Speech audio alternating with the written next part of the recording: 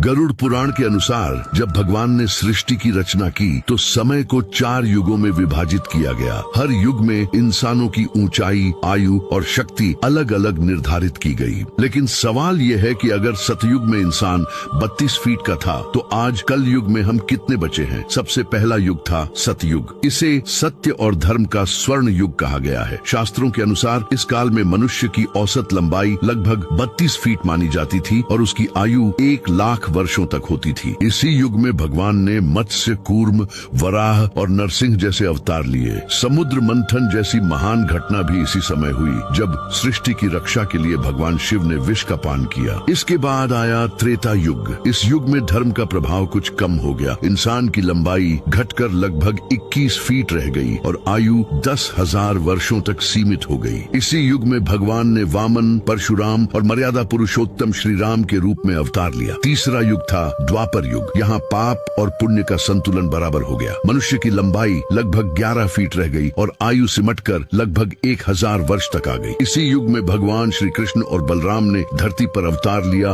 और महाभारत का महान युद्ध हुआ। अब चल रहा है कलयुग। इसे अधर्म और पतन का युग माना जाता है। आज इंसान की औसत लंबाई केवल 5 से 6 फीट रह गई है और आयु भी घटकर 60 से 70 वर्ष तक सिमट गई है। गरुड़ पुराण में यह संकेत मिलता है कि कलयुग के अंत तक मनुष्य की आयु केवल 20 वर्ष रह जाएगी और उसका कद मात्र 1 फीट का हो जाएगा। तो क्या आपको लगता है कि कलयुग का अंत धीरे धीरे पास आ रहा है? अपनी राय कमेंट में बताइए और कमेंट में लिखें जय श्री कल की।